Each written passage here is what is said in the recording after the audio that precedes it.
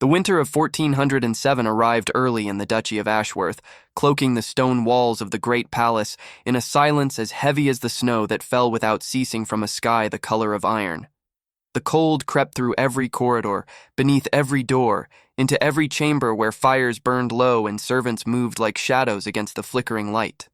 In the village below the hill, where the cottages huddled together as if seeking warmth from one another, a young woman named Amara knelt before her hearth and fed the last of her kindling to the dying flames. Her hands, slender and strong, bore the calluses of her trade, the needle pricks, the fabric burns, the small wounds that told the story of a seamstress who had worked since childhood to master her craft. Her skin was the color of polished mahogany, a testament to the grandfather she had never known, a Moorish trader who had traveled from distant lands and fallen in love with an English weaver's daughter in the port city of Bristol. Amara was 23 years old, and she had been alone since the fever took her mother 2 winters past. She lived now in the cottage they had shared, surrounded by bolts of fabric and spools of thread, by patterns drawn on parchment and gowns half-finished on wooden forms. Her reputation had grown slowly, carefully, through years of work that spoke louder than any words she might have offered in her own defense. The wives of merchants came to her, the daughters of minor lords. Women who cared more for the quality of her stitches than for the color of her skin, though such women were rare, and Amara had learned to treasure them. She did not expect the knock that came at her door that morning. She did not expect the liveried messenger who stood in the snow, his breath clouding the air, his gloved hand extended with a scroll sealed in crimson wax. "You are Amara, the seamstress?" "I am. This comes from the palace. You are summoned to appear before Her Grace, the Duchess of Ashworth, at noon tomorrow. You will bring samples of your finest work." Amara took the scroll. The wax seal bore the imprint of the Ashworth crest, a falcon rising, talons extended, wings spread against a field of stars. She had seen that crest on banners and carriages, on the livery of servants and the shields of knights. She had never imagined she would hold it in her own hands. "There must be some mistake," she said. The messenger's face betrayed nothing. "There is no mistake. Her Grace has heard of your skill. She wishes to see it for herself." He turned and walked back through the snow, leaving footprints that the falling white soon began to fill. Amara stood in her doorway until he disappeared around the bend in the road, and then she closed the door and pressed her back against it, her heart beating with a rhythm she did not recognize.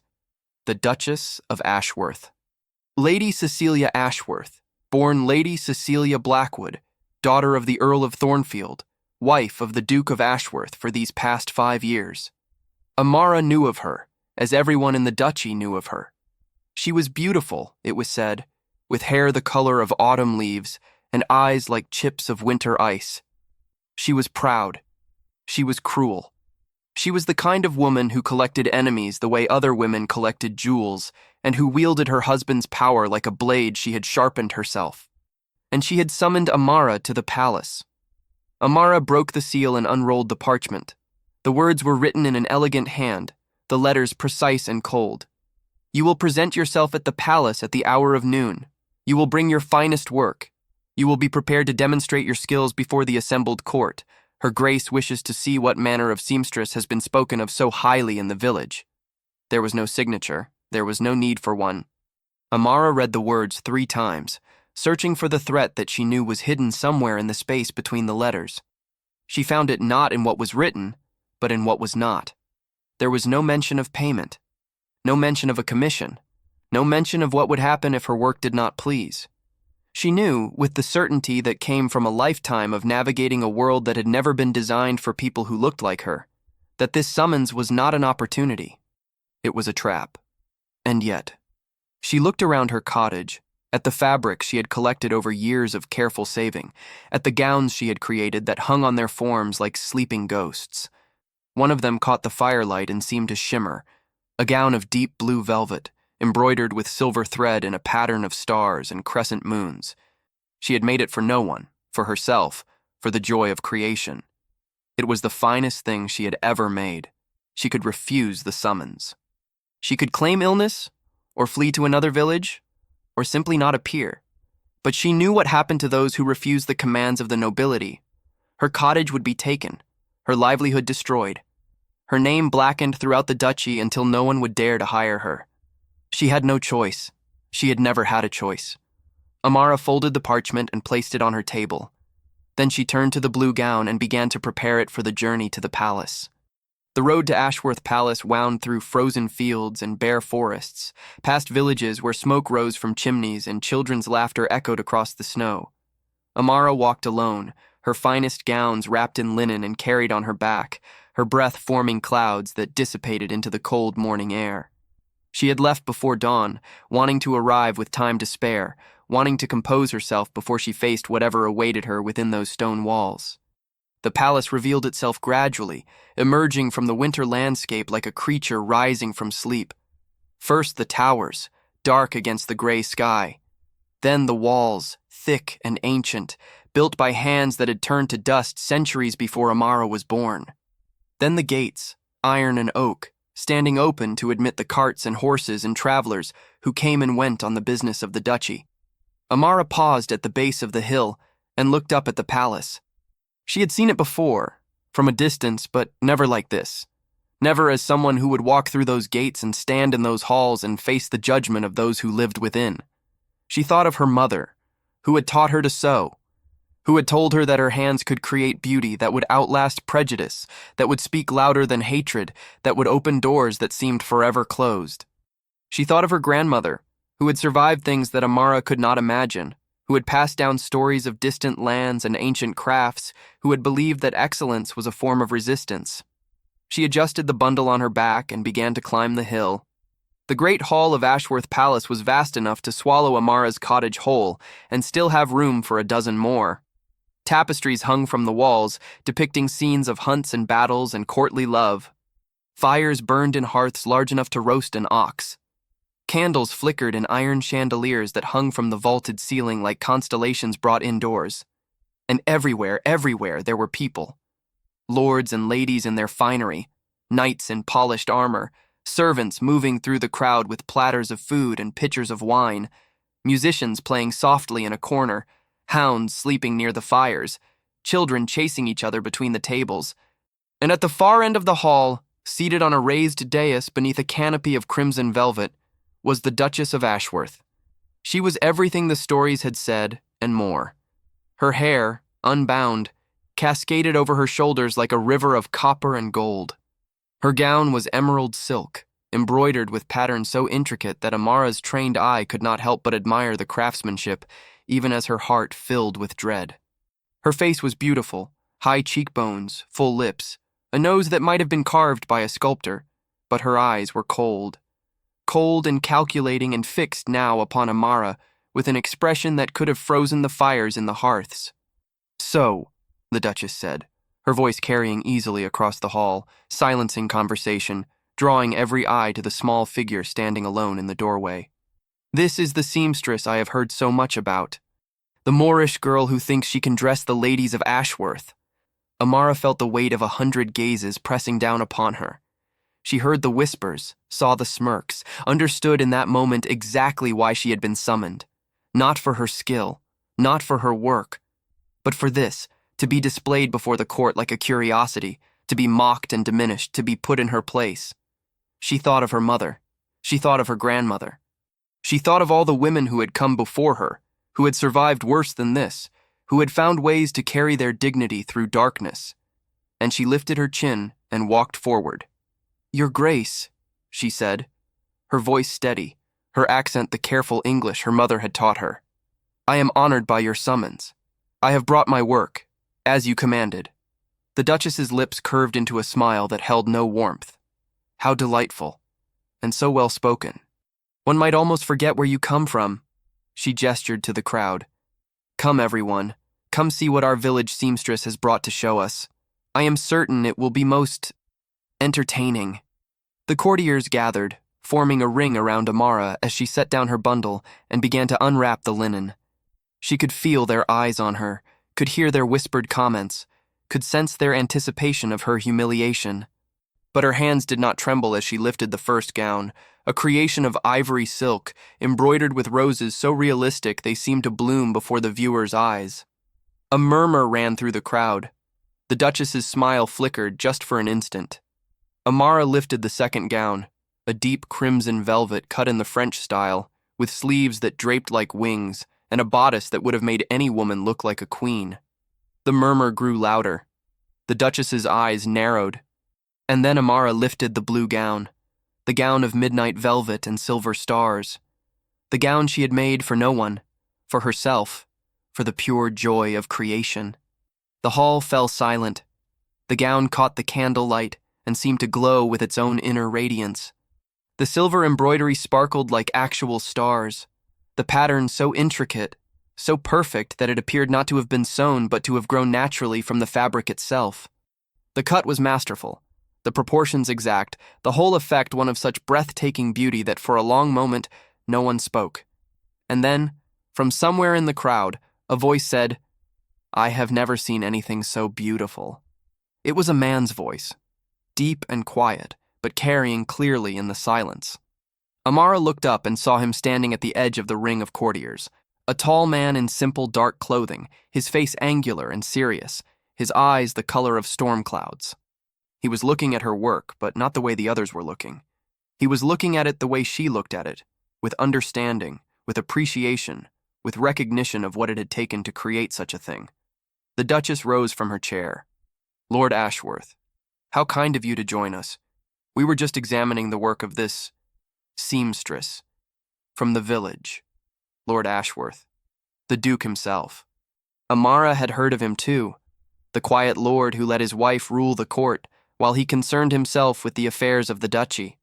The man who had married Lady Cecilia Blackwood for her family's wealth and connections, who had retreated from society after the wedding, who was rarely seen at court functions and never at his wife's entertainments.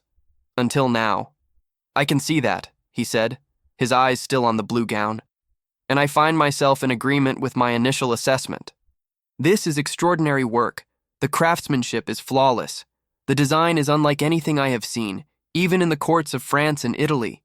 He looked at Amara directly, and something in his gaze made her breath catch. "You have a remarkable gift." The Duchess's face had gone pale, then red, then pale again. "My lord, surely you are being too generous."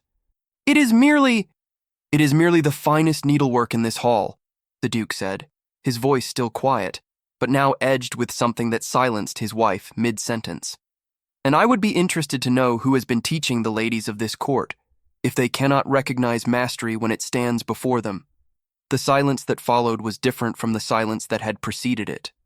This silence was shocked, uncertain, the silence of a court that had expected entertainment and received instead a rebuke from the last person they had expected to deliver one.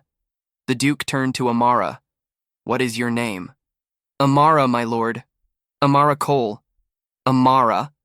He said her name as if tasting it, as if committing it to memory. "You will dine with us tonight. I wish to discuss a commission. Check if you are already subscribed to this channel. Every week, I bring stories of courage, dignity, and love that triumphs over cruelty, stories that will stay with you long after the final word is spoken. If you have not yet subscribed, do so now, so you never miss a tale that might change the way you see the world." The dining hall was smaller than the Great Hall, more intimate, lit by candles that cast warm pools of light across the long table and left the corners in shadow. Amara had been given a seat near the middle of the table, surrounded by minor lords and their wives, far from the raised chairs where the Duke and Duchess sat. But even from this distance, she could feel the Duchess's eyes upon her, cold and watchful, calculating the ways in which this unexpected turn of events might yet be twisted to her advantage. The meal was unlike anything Amara had ever experienced. Course after course arrived, roasted meats and savory pies, spiced vegetables and honeyed fruits, bread so fresh it steamed when broken, wine so rich it stained the lips purple. She ate carefully, watching the others for cues, mimicking their manners, trying not to draw attention to herself even as she felt the weight of 100 curious gazes. The woman beside her, Lady Margaret, wife of a baron whose lands bordered the duchy, leaned close and whispered, "You must tell me where you learned to sew like that. I have never seen such work, not even from the tailors of Paris." Amara considered her answer carefully. "My mother taught me, my lady, and her mother before her. We have been seamstresses for 3 generations. But the design, the stars, the moons, where did those patterns come from? From my grandfather's people. He was from a land far to the south, where the sky is different and the stars tell different stories. My grandmother learned the patterns from him before he died, and she taught them to my mother, and my mother taught them to me. Lady Margaret's eyes widened with genuine interest. How fascinating. I would love to hear more about Lady Margaret. The Duchess's voice cut across the table, sharp as a blade. I do hope you are not monopolizing our guest's attention. She is here to discuss a commission with my husband, not to regale you with tales of her exotic ancestry. Lady Margaret flushed and turned back to her food. Amara felt the sting of the words, the deliberate cruelty, but she kept her face calm. She had learned long ago that showing pain only encouraged those who wished to inflict it. The meal continued. Conversations flowed around her, over her, past her. Talk of politics and hunting, of marriages and alliances, of the endless intrigues of noble life. Amara listened and learned, storing away information as she had always done, understanding that knowledge was a form of armor that no one could take from her. When the final course had been cleared and the servants had brought more wine, the Duke rose from his chair. The hall fell silent. I wish to make an announcement, he said, his voice carrying easily in the quiet. As you all know, the Spring Festival approaches, the celebration that marks the anniversary of our duchy's founding. It is tradition that a new gown be created for the Duchess to wear at the festival, a gown that represents the finest craftsmanship our lands have to offer. He paused, and his eyes found Amara's across the length of the table. This year, I am commissioning that gown from Amara Cole. The silence that followed was absolute. Amara saw the Duchess's face go white, saw her hands grip the arms of her chair, saw the fury that blazed in her ice-blue eyes before she managed to school her features into something approaching composure. My lord husband, the Duchess said, her voice tight with barely contained rage. Surely you are not serious. The festival gown is traditionally created by Master Aldrich, the court tailor. He has served this house for 20 years. And his work has grown stale, the Duke replied calmly. I wish for something new, something exceptional, something that will be spoken of for generations. He looked at Amara again, and this time she thought she saw something in his eyes. A challenge, perhaps, or a question, or something else entirely that she could not name. I believe Mistress Cole can provide that. The Duchess's smile was a brittle thing, sharp-edged and dangerous. Of course, my lord, if that is your wish. She turned to Amara, and the hatred in her eyes was undisguised. I do hope you will not disappoint us, Seamstress. The festival gown is a great responsibility, a great honor. One would hate to see such an opportunity wasted. Amara met her gaze steadily. I will do my best, Your Grace. I am certain you will. I am certain you will give us exactly what we deserve. The words hung in the air, heavy with threat. Amara understood them perfectly. The Duchess would not accept this defeat. She would find a way to turn this commission into a weapon, to use it to destroy the seamstress who had dared to outshine her in her own court. But Amara had faced worse than aristocratic spite. She had faced hunger and cold and grief and loneliness. She had faced a world that told her every day that she was less than, that she did not belong, that her gifts were worthless because of the color of her skin. She had survived all of it. She would survive this too. After the meal, when the nobles had dispersed to their evening entertainments and the servants had begun to clear the tables, a page approached Amara with a summons. The Duke wished to speak with her in his private study.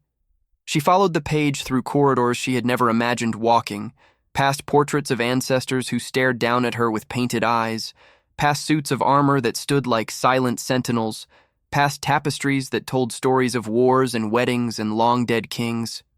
The palace was a maze, a labyrinth of stone and shadow, and she tried to memorize the path even as she wondered if she would ever walk it again. The Duke's study was nothing like she had expected. It was small, cluttered, filled with books and maps and astronomical instruments. A fire burned in the hearth, and the Duke stood before it, his back to the door, his hands clasped behind him. Leave us, he said to the page, and the boy disappeared, closing the door softly behind him. For a long moment, neither of them spoke. Amara stood just inside the door, her hands folded before her, waiting. She had learned to wait. Patience was another form of armor. Finally, the Duke turned to face her. In the firelight, his features seemed softer than they had in the great hall, less angular, less stern. His eyes, she noticed now, were not merely gray but flecked with blue and green, like the surface of a pond reflecting the sky.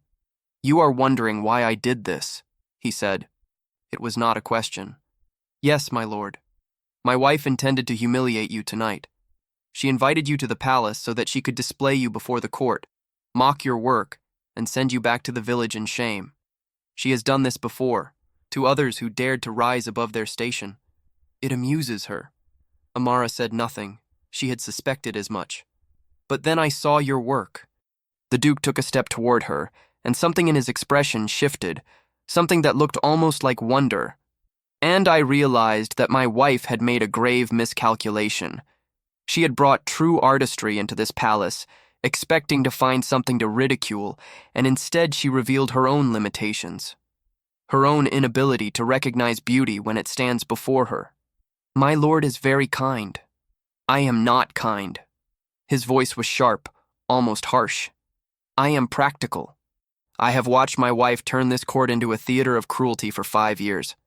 I have watched her destroy anyone who threatens her vanity, anyone who reminds her that there are things in this world that cannot be purchased with gold or titles. I have watched, and I have done nothing, because I believed it was not my place to interfere in the entertainments of ladies." He paused, and when he spoke again, his voice was quieter. "But tonight, I saw something I had forgotten existed. I saw dignity. I saw courage. I saw a woman stand before a hostile court and refuse to be diminished." He looked at her, and his eyes held hers with an intensity that made her breath catch. "I saw you." Amara felt something stir in her chest, something dangerous, something she knew she should suppress. The Duke of Ashworth was a married man. He was nobility. He was everything she could never have, everything she should never want. But he was also the first person in a very long time who had looked at her and seen not her skin, not her station, not her limitations, but her. "The commission is real," he said, breaking the silence that had stretched between them. "I want you to create the festival gown. I want you to show this court what true craftsmanship looks like, and I want you to do it here, in the palace, where you will have access to the finest materials and where I can ensure that no one interferes with your work." "Here? In the palace?" "You will be given chambers in the East Wing, a workshop, assistants if you need them, everything you require to create a masterpiece." He paused. "And my protection." Amara understood the weight of that word. Protection. In a court where the Duchess ruled through fear and manipulation, protection from the Duke himself was no small thing. "Why?" she asked. "Why would you do this for me?" The Duke was silent for a long moment. When he finally spoke, his voice was low, almost hesitant. "Because I have spent 5 years watching beauty be destroyed in this palace. Because I have spent 5 years feeling powerless to stop it. Because when I saw your work tonight, I felt something I had not felt in a very long time." He looked at her, and his eyes were no longer guarded. "I felt hope." The chambers in the East Wing were larger than Amara's entire cottage. There was a bedroom with a bed so vast she could have slept sideways across it. A sitting room with cushioned chairs and a fireplace that servants kept burning day and night. And a workshop filled with bolts of fabric so fine she was almost afraid to touch them. Silks from the Orient, velvets from Italy, lace so delicate it seemed woven from spider threads in moonlight. For the first 3 days, Amara did not sew. She sketched. She draped fabric on dress forms. She walked the palace grounds, studying the way light fell through windows, the way colors changed from morning to evening, the way the stone walls held shadows even at noon. She was searching for something, an inspiration, a vision, a shape that would emerge from the chaos of possibility and become the gown she had been commissioned to create. On the 4th day, the Duke came to her workshop. He knocked before entering, a courtesy Amara had not expected. She set down her charcoal and rose from her stool, suddenly conscious of the smudges on her fingers, the disarray of her hair, the simple working dress she wore. "Please," he said, raising a hand, "do not stand on ceremony. I came only to see how your work progresses." "I have not yet begun to sew, my lord. I am still in the planning stages." He walked to her work table, where her sketches lay spread in overlapping layers. His eyes moved across them, taking in the half-formed ideas, the discarded concepts, the gradual evolution toward something she had not yet fully grasped. "These are remarkable," he said quietly. "Even unfinished, they show a mind that thinks in ways I have never seen. I do not simply want to make a beautiful gown, my lord. I want to make a gown that tells a story. A gown that means something." He looked at her then, his expression curious. "What story do you want to tell?" Amara hesitated. The truth was dangerous. The truth could destroy her. But something in his eyes, something patient and genuine, made her want to speak it anyway. "I want to tell the story of this land," she said slowly. "The story of Ashworth, not the story of conquest and power that hangs in the tapestries of the great hall. The story of the people who built the walls and tilled the fields and wove the cloth. The story of hands that work in silence while lords and ladies dance above them." She paused, gathering her courage. "The story of those who are overlooked, those who are dismissed, those who create beauty that others claim as their own." The Duke was silent for a long moment. When he spoke, his voice was rough with an emotion she could not name. "You are not speaking only of peasants and servants. No, my lord, I am speaking of myself. I am speaking of my mother and my grandmother, and all the women who came before me, whose gifts were stolen or ignored or destroyed because of who they were." She met his eyes, no longer afraid. "I am speaking of everyone who has ever been told that they are less than what they are." The Duke reached out and took one of her sketches, a design she had abandoned, thinking it too bold, too personal, too dangerous. It showed a gown covered in embroidered hands, hundreds of hands in different shades and sizes, all reaching upward toward a single star. "This one," he said. "This is the gown you should make. My lord, the Duchess would never... The Duchess will wear what I commission. And I commission this." He set the sketch down and looked at her, and his eyes held something that made her heart stop. "I commission the truth." The days that followed were unlike any Amara had ever known. She worked from dawn until long past dark, her hands moving with a certainty she had never felt before. The gown took shape beneath her fingers, midnight blue velvet, like the gown she had brought from home, but richer, deeper, a color that seemed to hold entire universes within its folds. And upon that velvet, she embroidered hands. Hands of every shade. Hands of ivory and bronze and mahogany and gold. Hands that reached upward, outward, toward one another, forming a pattern that was not merely decorative but meaningful. A pattern that told the story she had promised to tell. The Duke visited often. At first he came only to observe her progress, to ask questions about her techniques, to watch in fascinated silence as she transformed fabric into art. But gradually, their conversations deepened. He told her about his childhood, about the father who had taught him to value craft over title, about the mother who had died when he was young and left him alone in a world that cared only for power. She told him about her mother's hands, gentle and strong, guiding her own as she learned to thread a needle. About her grandmother's stories whispered in the firelight of a land across the sea where her ancestors had been artisans and scholars and keepers of ancient knowledge. They were from different worlds, separated by birth and station and the rigid rules of the society they inhabited. But in the quiet hours of the workshop, with the fire crackling and the snow falling outside the windows, those walls seemed to dissolve. They were simply two people, finding in each other something they had not known they were missing. One evening, as Amara worked on the final details of the bodice, the Duke asked her a question that changed everything. "What will you do when the gown is finished? When the festival is over?" Amara's needle paused. She had tried not to think about that. She had tried to live only in the present, in the work, in the stolen hours of conversation and connection. "I will return to my cottage," she said quietly. "I will resume my life. I will be grateful for this opportunity and try not to think too much about..." She stopped, unable to finish. "About what?" She looked up at him, and the truth spilled out before she could stop it. "About how empty that life will feel now that I have known something more." The Duke crossed the room in 3 strides. He stood before her, close enough that she could see the flecks of color in his eyes, close enough that she could feel the warmth of his breath. "What if you did not have to return? What if there was another way?" My lord, I am a seamstress. You are a duke. There is no other way. There is always another way. His voice was fierce, almost desperate. I have spent my entire life being told what is possible and what is not. I have spent my entire life accepting limitations that others imposed upon me.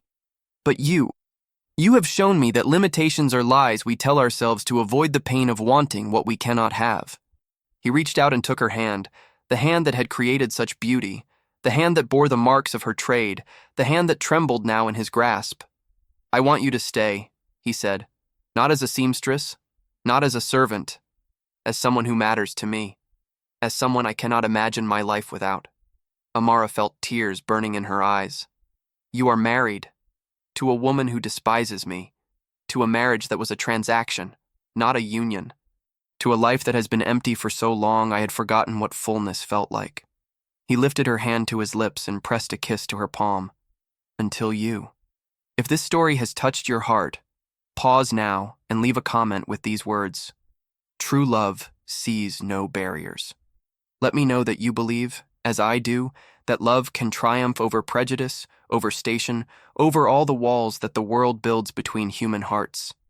The Duchess had not been idle. In the weeks since Amara's arrival at the palace, Lady Cecilia had watched. She had waited. She had gathered information and laid plans, her fury cold and patient as a snake coiled in winter grass. She knew about the visits. She knew about the conversations that stretched long into the night. She knew that her husband, who had barely looked at her in 5 years of marriage, now found excuses to visit the East Wing every day, now smiled in ways she had never seen him smile, now carried himself with an energy that had nothing to do with her, and she hated them both for it. But hatred, Lady Cecilia had learned long ago, was most effective when channeled into action. And so she had set a trap so elegant, so perfectly designed, that neither the Duke nor his seamstress would see it coming until it was far too late. The festival was 3 days away when the Duchess made her move. She came to Amara's workshop in the morning, when the Duke was away attending to matters of the duchy.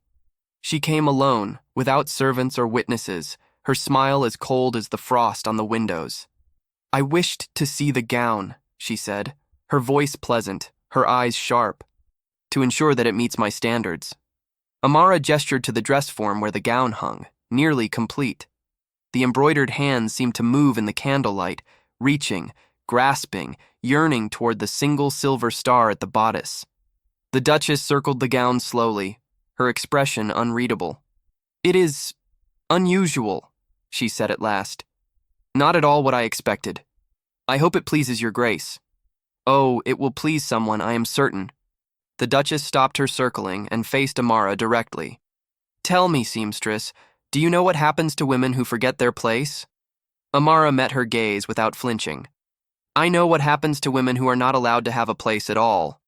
The Duchess's smile widened, but it did not reach her eyes. Clever. My husband has always been drawn to clever women. It is a weakness of his, one I have learned to exploit over the years. She reached out and touched one of the embroidered hands on the gown, her finger tracing the outline of the stitches. This gown tells a story, does it not? A story about the overlooked and the dismissed, about those who create beauty while others take credit. She looked at Amara, and her eyes glittered with malice. It is a lovely sentiment, but it makes a very convenient accusation as well. Amara felt a chill run down her spine. I do not understand your grace's meaning. Do you not? Then let me be plain. The Duchess withdrew her hand and clasped both hands before her, the picture of aristocratic composure. In 3 days I will wear this gown before the assembled court, and when I do, I will announce that it was created not by you but by Master Aldrich, the court tailor I have employed for 20 years. That is a lie. That is survival, seamstress.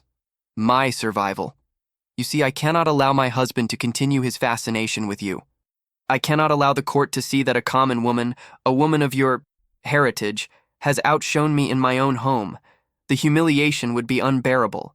Her smile sharpened. But if Master Aldrich created the gown, if you were merely his assistant, brought in to do the menial work while he provided the artistry, then the balance is restored. The Duke's little project becomes a failure.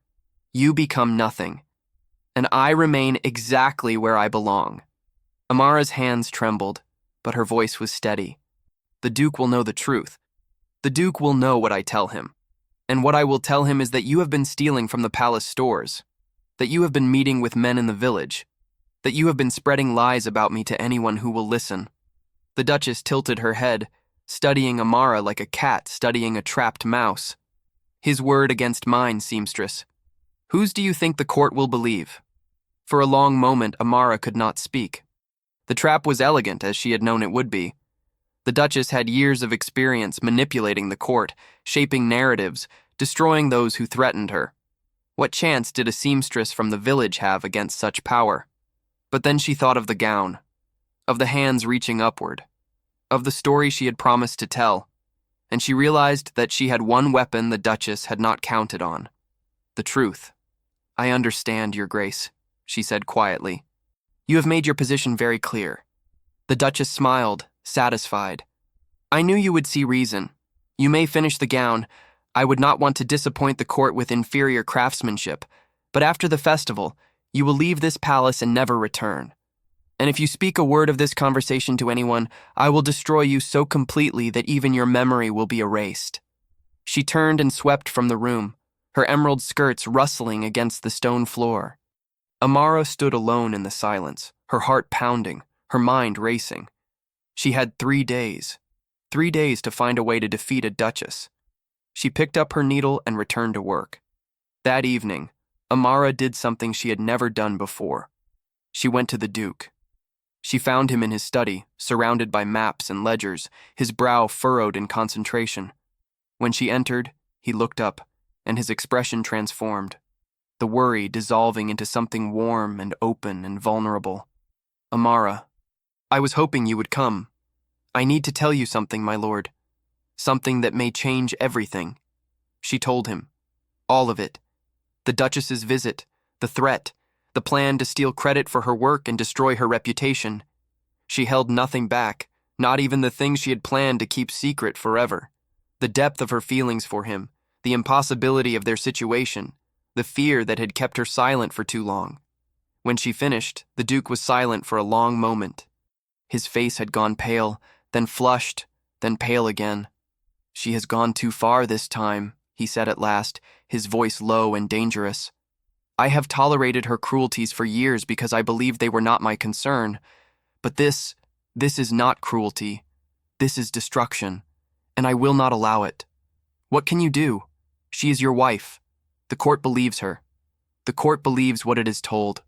He rose from his chair and crossed to where she stood. But truth has a power of its own, Amara.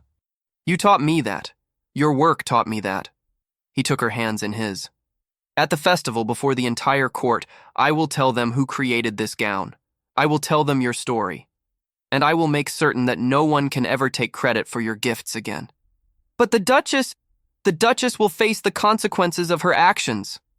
I should have stopped her years ago. I should have seen what she was doing to this court, to our people, to everyone who came within reach of her malice. But I was a coward. I hid in my books and my maps and told myself that it was not my place to interfere. His grip on her hands tightened. You gave me my courage back, Amara. Let me use it now. For you.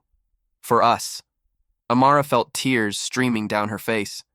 There is no us, my lord. There cannot be. Why not? Because the world will not allow it. Because I am who I am, and you are who you are. Because even if you defeat your wife, even if you tell the truth to the court, I will still be a black seamstress, and you will still be a duke. Nothing can change that. The Duke reached up and gently wiped the tears from her cheeks. His touch was tender, reverent, as if she were something precious that might break. You are right, he said quietly. I cannot change what you are, but I can change what it means.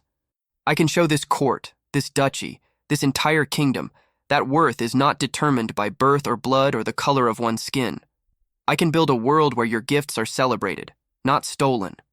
Where your children, our children, can walk through these halls with their heads held high. Amara's breath caught. Our children. I love you, Amara. The words were simple, direct, unadorned. I have loved you since the moment I saw you standing in my great hall, refusing to be diminished. I have loved you through every conversation, every evening in your workshop, every moment that has made me remember what it feels like to be alive. And I will love you for the rest of my days, regardless of what the world thinks or says or does." He sank to one knee before her, still holding her hands, his eyes never leaving hers.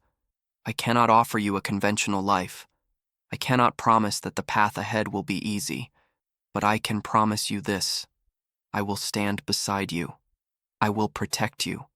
I will spend every day of my life proving that love is stronger than prejudice, that courage is stronger than fear, that the bonds we choose are more sacred than the bonds we are born into." He pressed his lips to her fingers. "Marry me, Amara, not as a seamstress marrying a duke, but as two people who have found in each other the completion they never knew they were seeking." The spring festival dawned bright and clear, the winter snows finally retreating to reveal the first green shoots of new life pushing through the frozen earth. The great hall of Ashworth Palace was transformed. Garlands of spring flowers hung from the rafters, musicians played in every corner, and the assembled nobility glittered in their finest attire. At the center of it all stood the Duchess. She wore Amara's gown, the gown of midnight blue with its hundreds of embroidered hands, all reaching toward a single silver star. It fit her perfectly, hugging her form in ways that drew every eye, moving with her like a living thing. She had never looked more beautiful, and she had never looked more triumphant. "My lords and ladies," she announced, her voice carrying across the hushed hall, "I present to you the masterwork of our court tailor, Master Aldrich. This gown, created in honor of our beloved duchy, represents the finest craftsmanship our lands have to offer." Master Aldrich, a nervous man with trembling hands, stepped forward and bowed deeply. He had been well paid for his silence, well threatened for his compliance. He kept his eyes on the floor and said nothing. The court applauded politely. The Duchess smiled her cold, triumphant smile. And then the Duke stepped forward. "Before we continue," he said, his voice quiet but carrying clearly in the sudden silence, "I have an announcement of my own." The Duchess's smile flickered. "My lord, surely this can wait." "It cannot." He turned to face the assembled court, and his eyes found Amara where she stood at the back of the hall, dressed simply, her heart pounding. "The gown my wife wears was not created by Master Aldrich. It was created by a woman of extraordinary talent and courage, a woman who was brought to this palace to be humiliated and instead revealed the poverty of spirit that had taken root in these halls." A murmur rippled through the crowd. The Duchess's face went white. "Her name is Amara Cole. She is a seamstress from the village below this hill, and she is the woman I love." The murmur became a roar. Nobles turned to one another in shock. The Duchess stood frozen, her hands clenched at her sides, her beautiful face twisted with fury. The Duke raised his hand for silence. "I know what you are thinking. I know what the world tells us about who may love whom, about the boundaries of station and blood and birth. But I have learned something these past weeks that I wish to share with you now." He turned and looked at Amara, his eyes full of warmth and certainty.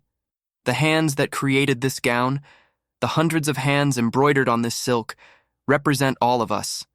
The high and the low, the noble and the common, the people who build and the people who rule.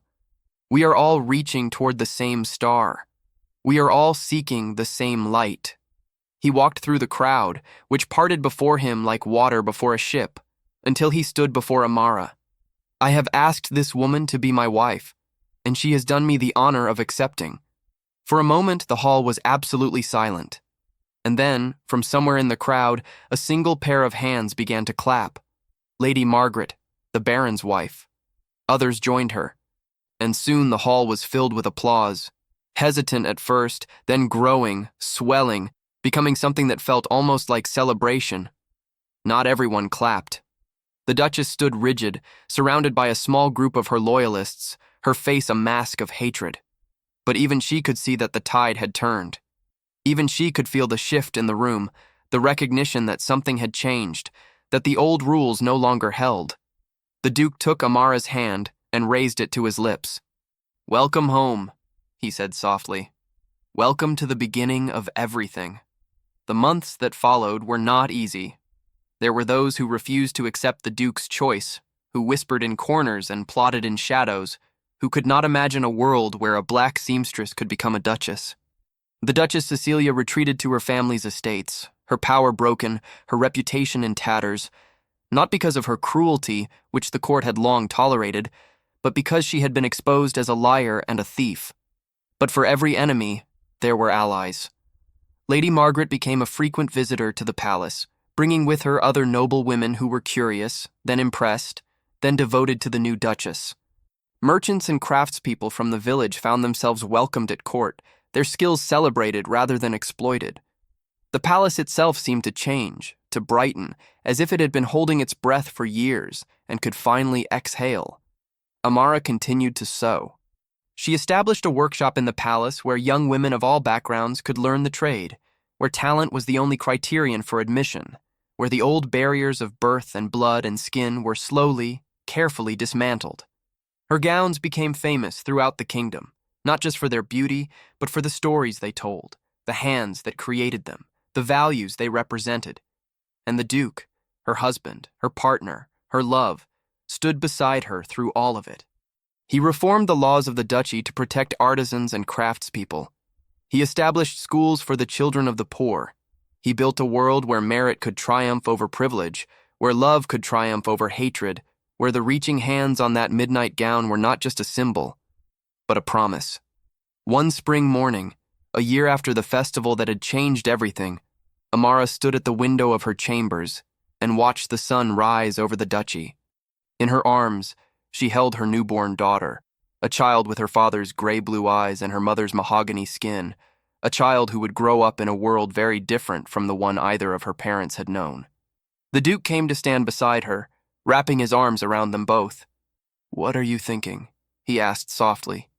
Amara smiled, her eyes still on the horizon. "I am thinking that my mother would have loved this moment, that my grandmother would have understood it, that all the women who came before me, who suffered and struggled and hoped for something better, they are here with us now. They are part of this story."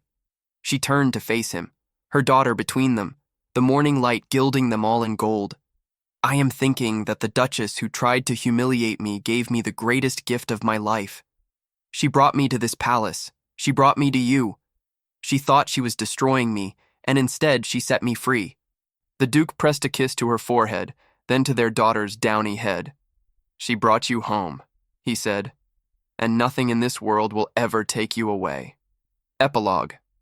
5 years later, the great hall of Ashworth Palace was filled with laughter. Children ran between the tables, noble children and village children, playing together without thought of the distinctions that had once divided them. Musicians played melodies that blended English traditions with rhythms from distant lands.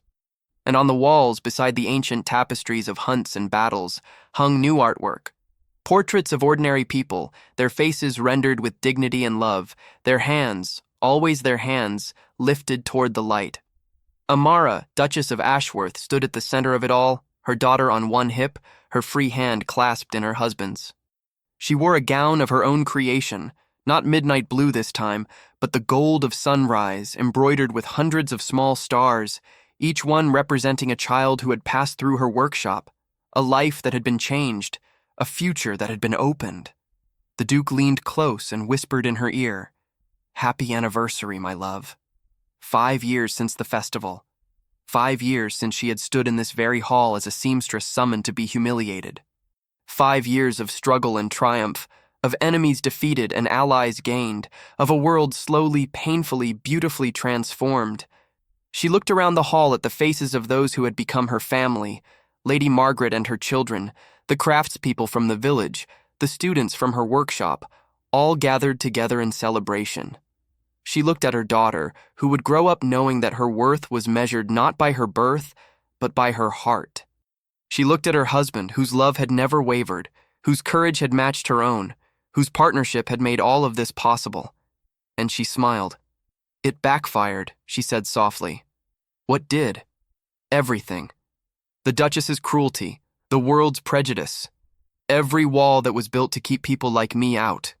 She lifted her chin and let her gaze travel across the transformed hall, the transformed court, the transformed world. It all backfired.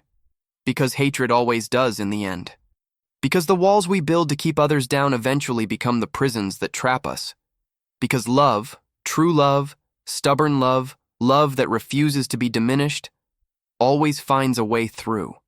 The Duke raised her hand to his lips and pressed a kiss to her palm, just as he had done on that long-ago evening in her workshop. "And it always will," he said, "as long as there are people brave enough to reach for the stars." Amara looked up at the ceiling of the great hall, where she had commissioned a new painting. A night sky filled with hundreds of hands, all reaching upward toward a single point of light. And she knew that her mother was watching, that her grandmother was watching, that all the women who had come before her, whose names had been forgotten, whose gifts had been stolen, whose lives had been diminished, they were all watching, and they were proud. If you watched this far, it is because this story touched your heart. Leave a comment saying, "I watched this far so I can get to know you and know who really appreciates the stories on this channel." If this tale of courage, love, and triumph moved you, please give it a like and share it with someone who needs to hear that love is stronger than hatred, that dignity cannot be stolen, that the walls the world builds can always be torn down by those brave enough to try. And if you have not yet subscribed to this channel, do so now. Every week I bring you stories like this one, stories of the overlooked and the underestimated, stories of love that defies expectation, stories that remind us all of what we are capable of becoming. Until next time, remember, the hands that reach for the stars are never reaching alone.